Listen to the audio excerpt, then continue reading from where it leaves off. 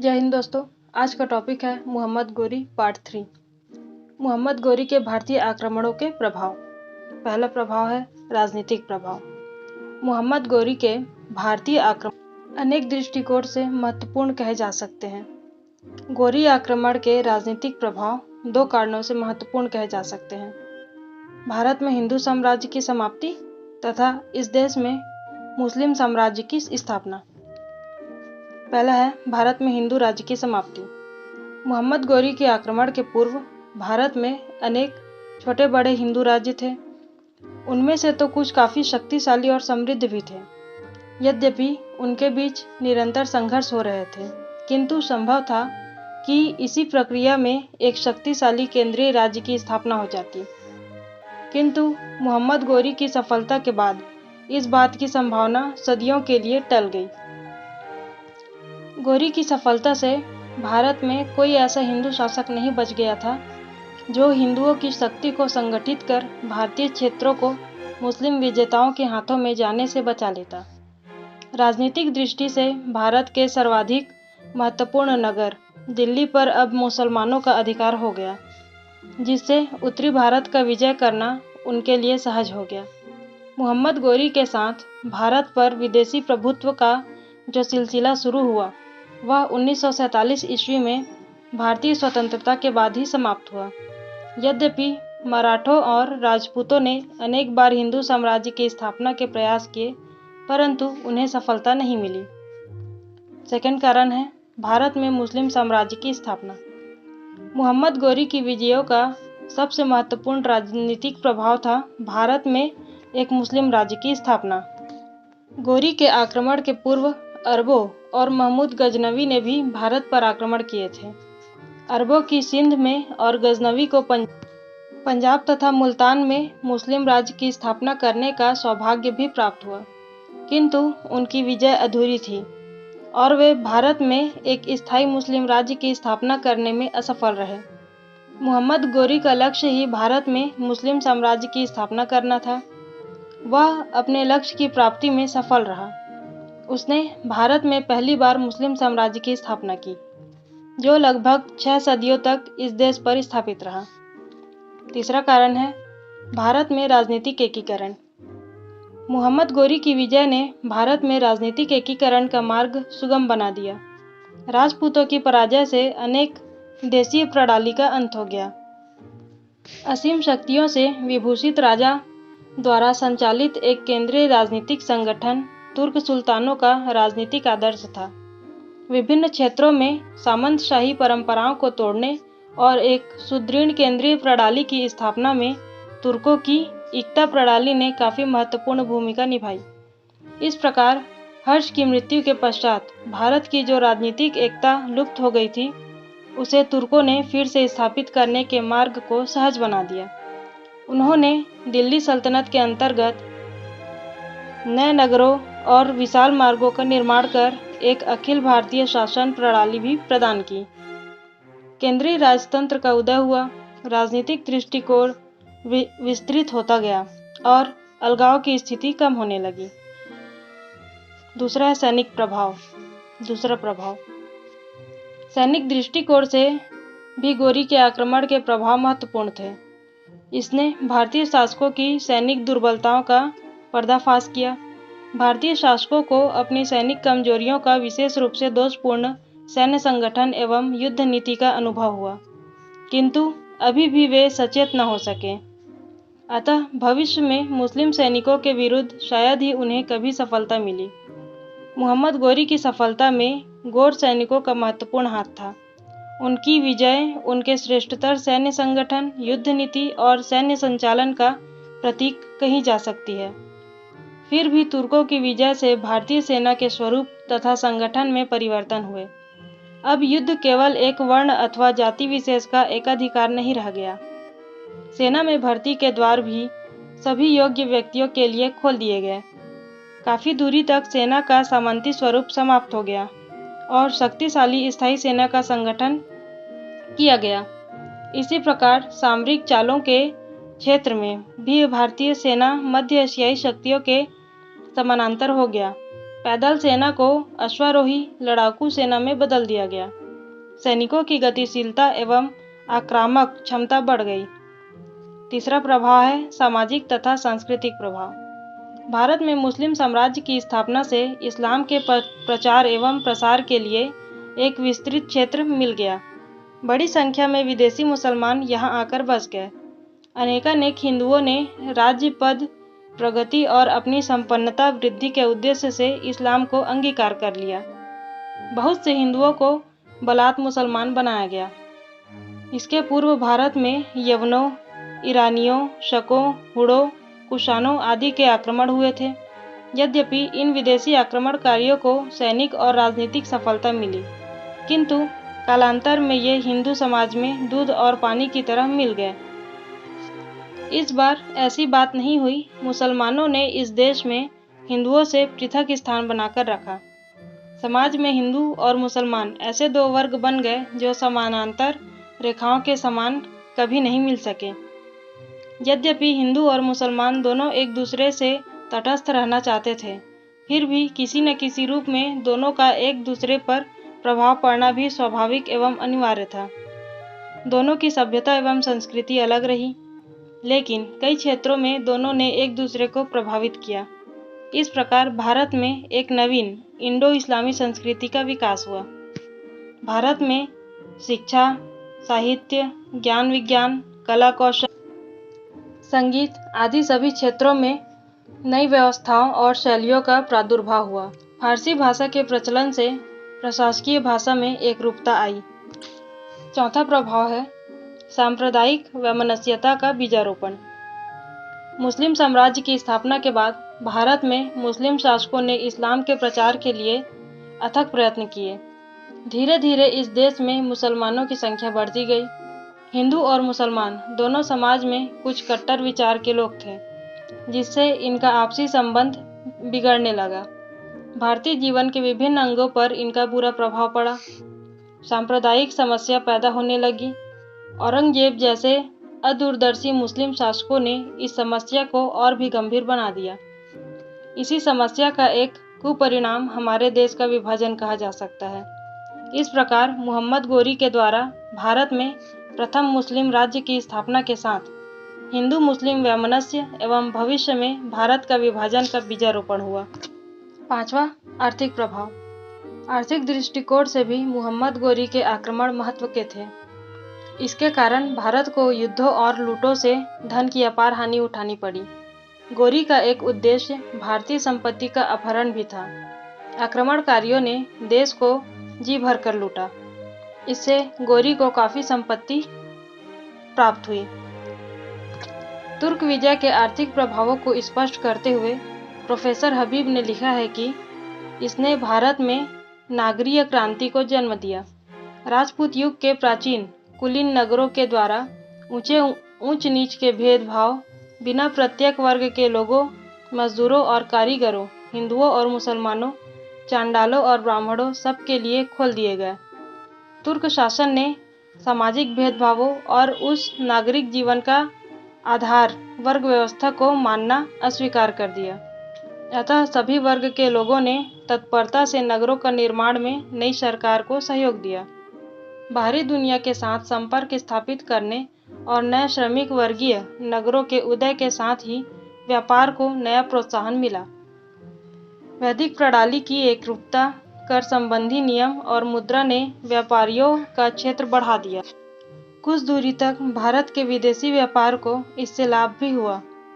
भारत में मुस्लिम साम्राज्य स्थापित हो जाने से भारत का व्यापारिक संबंध गजनी, फारस, अरब, खुरासान, बल्ख आदि मुस्लिम राज्यों से बढ़ गया। सीमांत क्षेत्र के दर्रों से भी भारतीय वस्तुओं का निर्यात इन देशों में होने लगा। विदेशी व्यापार की वृद्धि से भारतीय संपन्नता में बढ़ोतरी हुई। भारत पुनः एक धनवान और संपन्न देश बन गया। नेक्स्ट हेडिंग, मोहम्मद गोरी का व्यक्तित्व और कार्यों का मूल्यांकन। मोहम्मद गोरी के चारित्रिक गुणों, कार्यों और सफलताओं को लेकर इतिहासकारों के बीच मतभेद है। मध्यकालीन मुस्लिम इतिहासकारों ने मोहम्मद गोरी की काफ़ी प्रशंसा की है। तबकात-ए-नासिरी के लेखक मिनहाज उस सिराज ने लिखा है कि वह सज्जन, धार्मिक, विश्वसनीय, न्यायप्रिय और जनप्रिय शासक था। इतिहासकार फरिश्ता ने भी उसके गुणों की प्रशंसा की है और न्यायप्रिय, ईश्वर से डरने वाला एक प्रजापालक शासक बताया है।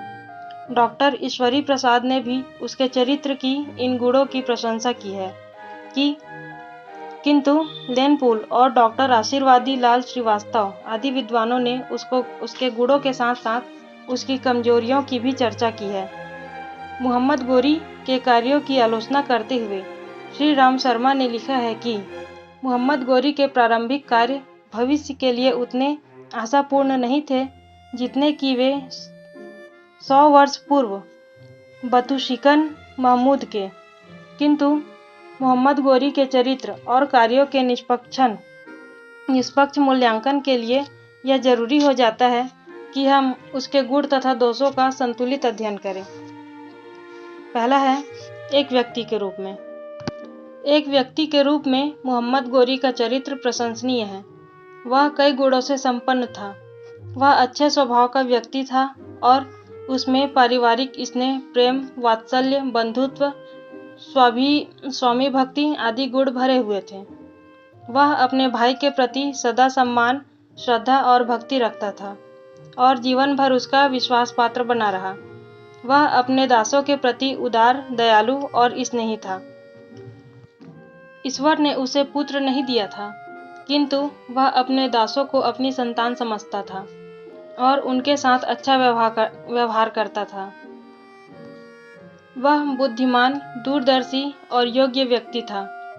मोहम्मद गोरी मानव स्वभाव और चरित्र का अच्छा पारखी था। योग्य और श्रेष्ठ व्यक्तियों को परखने की उसमें अपूर्ण क्षमता थी और ऐसे व्यक्तियों का संरक्षण, पदोन्नति तथा प्रोत्साहन देकर उसने यश कमाए। मोहम्मद साहसी, वीर, परिश्रमी एवं दृढ़ प्रतिज्ञ था। वह पराजय एवं अपमान से निराश एवं दुखी नहीं होता था। प्रत्युत अपनी प्रतिष्ठा को बढ़ाने के लिए सतत प्रयत्न करता रहता था। पृथ्वीराज से तराइन की पहली लड़ाई में पराजित होकर वह चुपचाप बैठा नहीं रहा। ठीक दूसरे वर्ष उसने पूरे विश्वास के साथ युद्ध किया और सफलता प्राप्त की। वस्तुतः उसमें विषम परिस्थितियों और असमान दशाओं को समझने, उनका विश्लेषण करने और साहस का तथा दृढ़ता से उनका सामना करने की अद्भुत प्रतिभा थी। अपने उद्देश्यों की प्राप्ति के लिए वह दृढ़ संकल्प रहता था। एक बार जिस कार्य को ठान लेता उसे पूरा करके ही वह संतुष्ट होता था। भारत विजय उसकी कामना थी और उसे उसने पूरा किया। सफल विजेता और साम्राज्य निर्माता के रूप में।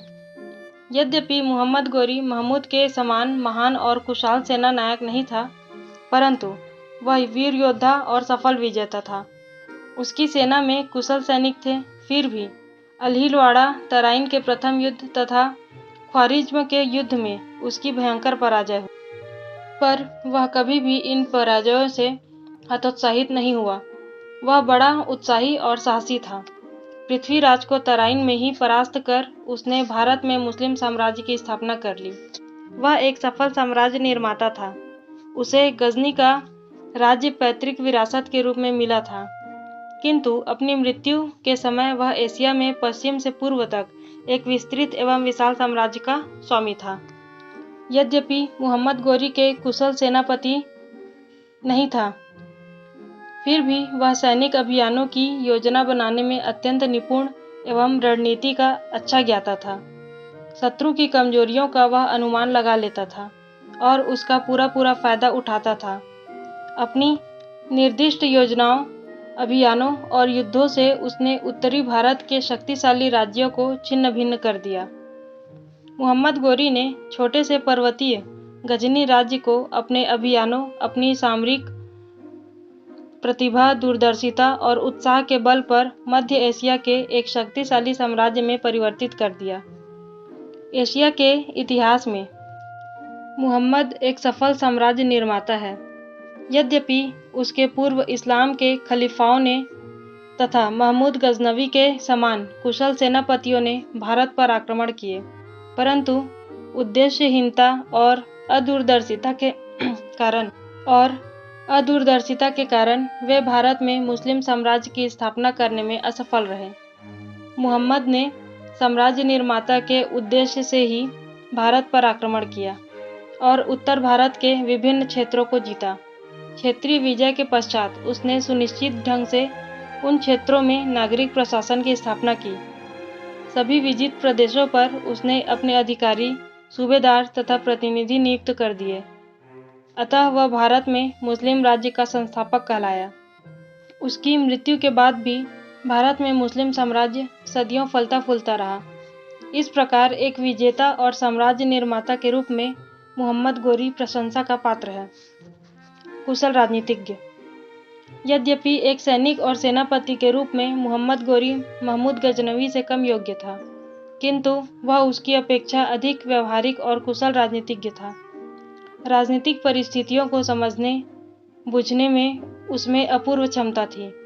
उसने भारतीय शासकों तथा उनकी सैन्य व्यवस्था की कमजोरियों को अच्छे ढंग से समझा और योजनाबद्ध रूप से इस देश पर आक्रमण कर यहाँ स्थायी राज्य की स्थापना की। वह एक दूरदर्शी राजनीतिज्ञ था। अगला पॉइंट, एक प्रशासक के रूप में। यद्यपि यह कहना अनुचित होगा कि मुहम्मद गोरी एक महान शासक था, परंतु इतना तो अवश्य ही कहा जा सकता है कि एक प्रशासक के रूप में वह अपने पूर्व के मुस्लिम आक्रमणकारियों की अपेक्षा अधिक सफल था। उसने विजित भारतीय क्षेत्रों में नागरिक प्रशासन की स्थापना की। उसमें इतनी समझ थी कि भारत के विजित प्रदेशों पर सीधा शासन करना असंभव है। अतः उसने प्रमुख शासकों को नष्ट कर दिया, किंतु सामंतों को अक्षुण्ण छोड़ दिया, ताकि जनता को शासन के परिवर्तन का आभास न हो और उसका शासन स्थायी हो जाए। अपने साम्राज्य की प्रशासकीय व्यवस्था को सुसंगठित करने के लिए उसने अनुभवी, योग्य और सफल प्रशासकों की नियुक्ति की। गौर सेना पर उसका पूर्ण नियंत्रण था।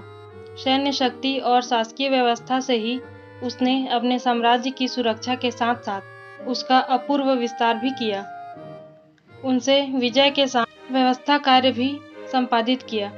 एक योग्य शासक की तरह उसने ऐबक जैसे योग्य व्यक्ति के हाथों में अपना विरासत छोड़ा। फिर भी भारत में तुर्क साम्राज्य की स्थापना में मुहम्मद गोरी के योगदान के महत्व की अवहेलना नहीं की जा सकती है। एक महान दूरदृष्टि और योग्यता वाला सेनाध्यक्ष ही अक्सस से यमुना नदी तक के विस्तृत क्षेत्र पर सैनिक अभियानों का संगठन कर सकता था और एक सावधान, सतर्क, निर्भीक निर्योजन ही यह संगठन बनाए रख सकता था। मुहम्मद गोरी प्रजाप्रिय और न्यायप्रिय शासक था। तत्कालीन इतिहासकारों ने भी उसकी न्यायप्रियता की प्रशंसा की है। उसने विद्वानों को संरक्षण प्रदान किया। मिनहाज ने उसकी साहित्य प्रियता और उदारता की काफ़ी प्रशंसा की है। साहित्य और कला के विकास में उसकी गहरी अभिरुचि थी। नेक्स्ट पॉइंट, एक धार्मिक व्यक्ति के रूप में। मुहम्मद एक धार्मिक व्यक्ति था और कुरान तथा इस्लाम के नियमों में उसकी गहरी आस्था थी, किंतु महमूद की तरह उसमें धार्मिक कट्टरता नहीं थी। अतः इतिहासकारों ने मुहम्मद गोरी को धार्मिक सहिष्णुता और धर्मनिष्ठा की भूरी भूरी प्रशंसा की है। अन्य मुस्लिम आक्रमणकारियों और शासकों की भांति उसने लोगों को तलवार की नोक पर इस्लाम को स्वीकार करने के लिए मजबूर नहीं किया। यद्यपि अपने भारतीय युद्धों के सिलसिले में उसने भी असंख्य हिंदुओं के निर्मम हत्या की, हिंदुओं के मंदिरों, देवालयों और पवित्र स्थानों को लूटा तथा नगरों को विध्वंस किया, परंतु उसने हिंदुओं की धार्मिक भावनाओं को इतनी ठेस नहीं पहुंचाई जितनी महमूद गजनवी ने। वह व्यक्तिगत रूप से अपने सैनिकों को लूटने और विध्वंस करने की प्रेरणा नहीं देता था। धर्म के नाम पर उसमें जो कुछ भी धार्मिक कट्टरता और असहिष्णुता थी, वह युग की छाप थी। मुहम्मद गोरी न तो एक महान शासक था और न एक महान सेनापति। वह एक भाग्यवादी विजेता था। भारत की राजनीतिक कमजोरियों का उसने पूर्ण लाभ उठाया और इस देश में मुस्लिम साम्राज्य की स्थापना की। यह उसका सौभाग्य था कि उसे ऐबक जैसा योग्य व्यक्ति मिल गया, जिसने कम से कम भारतवर्ष के इतिहास में उसे अमर बना दिया। गौर के सांस्कृतिक विकास में भी मोहम्मद गोरी का योगदान कम नहीं था। उसने गौर की सांस्कृतिक रूपरेखा में मौलिक परिवर्तन किया, गौर को एक शैक्षिक एवं सांस्कृतिक केंद्र बनाने में काफ़ी सहायता की। नेक्स्ट हेडिंग, महमूद गजनवी और मोहम्मद गोरी की तुलना। भारत में मुस्लिम साम्राज्य की स्थापना के संदर्भ में महमूद गजनवी और मोहम्मद गोरी के नाम विशेष रूप से महत्वपूर्ण समझे जाते हैं। यद्यपि भारत पर मुस्लिम आक्रमण का इतिहास 712 ईस्वी में सिंध पर अरबों के आक्रमण से प्रारंभ होता है, परंतु अरबों के आक्रमण का महत्व गजनवी और गौर आक्रमण की अपेक्षा गौड़ है। वस्तुतः गजनवी और गौर आक्रमण के पश्चात ही औपचारिक रूप से भारत में मुस्लिम साम्राज्य की स्थापना हो पाई। अतः महमूद गजनवी और मोहम्मद गोरी के चरित्रों की तुलनात्मक अध्ययन करना असंगत नहीं होगा। इन दोनों सुल्तानों पर तुलनात्मक दृष्टिकोण रखते हुए विद्वानों ने उनके व्यक्तित्व, चरित्र, उद्देश्य, दृष्टिकोण, स्वभाव आदि के विषय में विभिन्न मत प्रकट किए हैं। इन दोनों सुल्तानों के चरित्र, कार्यों, नीतियों, उद्देश्यों, सफलताओं आदि की तुलना निम्नलिखित ढंग से कर सकते हैं। प्रारंभिक परिस्थितियाँ। महमूद को बाल्यकाल से ही राजकीय वातावरण प्रभाव प्राप्त हुआ था और राज्यारोहण के समय अपने पिता का साम्राज्य और उसके सभी साधन प्राप्त थे। इन सभी साधनों का उसने अपनी महत्वाकांक्षा की पूर्ति में सहारा लिया। मोहम्मद गोरी महमूद की तरह भाग्यशाली नहीं था। न तो बाल्यकाल में उसे राजकीय वातावरण प्राप्त हुआ और न विरासत में विस्तृत साम्राज्य अथवा अन्य साधन। नेक्स्ट पॉइंट, चरित्र। महमूद और मोहम्मद दोनों मुसलमान थे। दोनों ने भारत पर चढ़ाई की और जी भरकर इस देश को लूटा, किंतु दोनों के चरित्र एवं व्यक्तित्व में काफ़ी अंतर था। महमूद एक कुरूप व्यक्ति था, जबकि मोहम्मद एक आकर्षक व्यक्तित्व का स्वामी था। परंतु मोहम्मद की अपेक्षा महमूद चारित्रिक गुणों में श्रेष्ठ था। वह षड्यंत्र और विश्वासघात नहीं करता था। मोहम्मद ने अनेक स्थलों पर विश्वासघात और षड्यंत्र का सहारा लिया। महमूद सौंदर्य का महान प्रेमी था। उसने गजनी को दुल्हन की तरह सजाया। मोहम्मद को सौंदर्य और कला में विशेष अभिरुचि नहीं थी, किंतु महमूद ने पारिवारिक स्नेह और बंधुत्व का अभाव था। उसने राज्य की प्राप्ति के लिए अपने भाई से युद्ध किया और उसे पकड़कर आजीवन कारावास में डाल दिया। इसके विपरीत गोरी ने अपने सगे संबंधियों के लिए स्नेह और बंधुत्व की प्रबल भावना थी। वह अपने भाई के प्रति जीवन भर स्वामी भक्त रहा। नेक्स्ट पॉइंट, सैनिक और सेनापति। सुल्तान महमूद तथा मोहम्मद दोनों ने भारत पर कई बार आक्रमण करके अपने अदम्य उत्साह, वीरता तथा साहस का परिचय दिया। दोनों ही रणकुशल सेना नायक थे। दोनों ने ही अपने अदम्य उत्साह, साहस, वीरता के बल पर अपनी सेना का स्वयं संचालन किया और विजय प्राप्त की। किंतु एक सैनिक और सेनापति के रूप में मोहम्मद की अपेक्षा महमूद श्रेष्ठ था। महमूद जैसा असाधारण सैन्य संचालन और सैनिक संगठन की योग्यता विरले ही व्यक्तियों में होती है। यही कारण है कि युद्धों में उसने पराजय का कभी मुंह नहीं देखा। यद्यपि वह जीवन भर युद्ध करता रह गया। वह मध्य एशिया का एक महान विजेता था। मोहम्मद गोरी महमूद के समान सैन्य संचालन और सैन्य संगठन में प्रवीण नहीं था। उसने महमूद की सी सामरिक प्रतिभा न थी। उसने युद्धों में विश्वासघात और षड्यंत्र का भी सहारा लिया। मोहम्मद को राजपूतों के हाथ गुजरात और तराइन में और मध्य एशिया में ख्वारिज्म के शाह के हाथ पराजित भी होना पड़ा। उसकी विजयों का अधिक श्रेय उसके योग्य दास कुतुबुद्दीन ऐबक को है। नेक्स्ट पॉइंट, विजय और साम्राज्य निर्माण।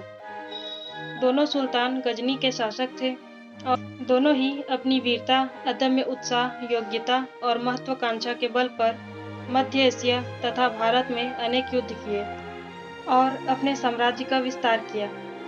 महमूद गजनवी को गौर सुल्तान की अपेक्षा मध्य एशिया में अधिक सफलता मिली। युद्धों में उसे हमेशा सफलता ही मिली।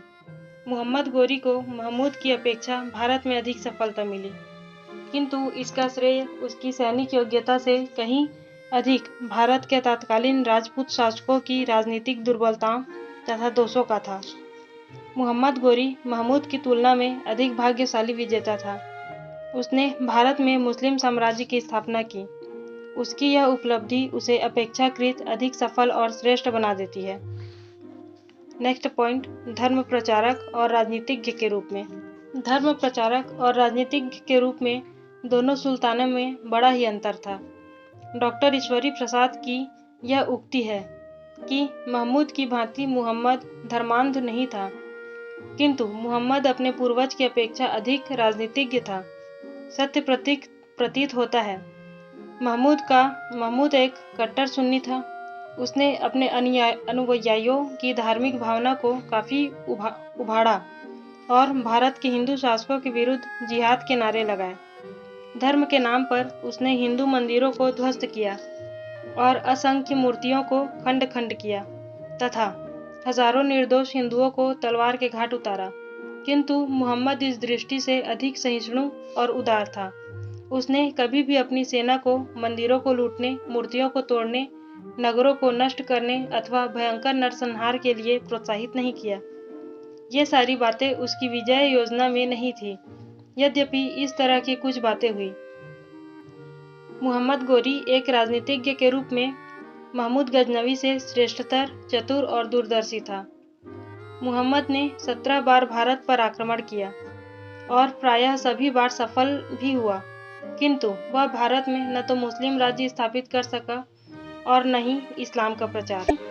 मुहम्मद ने महमूद की अपेक्षा कम ही बार भारत पर आक्रमण किया। वह 2 बार बुरी तरह पराजित भी हुआ, किंतु अंत में वह सफल हुआ और भारत में मुस्लिम राज्य के संस्थापक के रूप में गौरवान्वित हुआ। अतः एलरफिस्टन ने लिखा है, मोहम्मद गोरी की विजय महमूद की विजय की अपेक्षा अधिक उत्कृष्ट थी। लेनपुल का कथन है कि महमूद की तुलना में मुहम्मद का नाम कम विख्यात हुआ, तो भी भारत में उसकी विजय महमूद की विजयों से कहीं अधिक विस्तृत एवं स्थायी थी।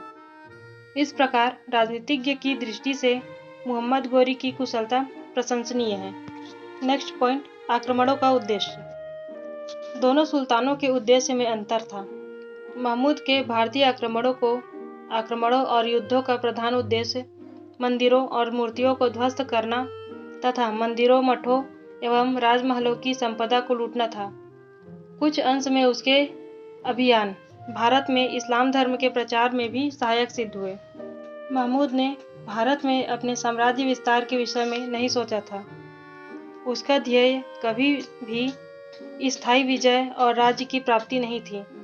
उसने अपने जीते हुए प्रदेशों की प्रशासनिक व्यवस्था की और ध्यान नहीं दिया। अतः इन क्षेत्रों में निरंतर अशांति और अव्यवस्था बनी रही।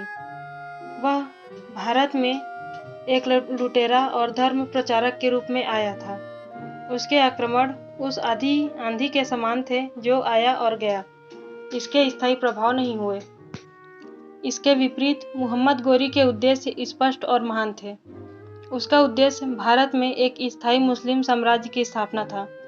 अतः उसने विजित भारतीय क्षेत्रों में नागरिक प्रशासन की स्थापना की और भारतीय क्षेत्रों में विद्रोहों का दमन कर शांति सुव्यवस्था की स्थापना की।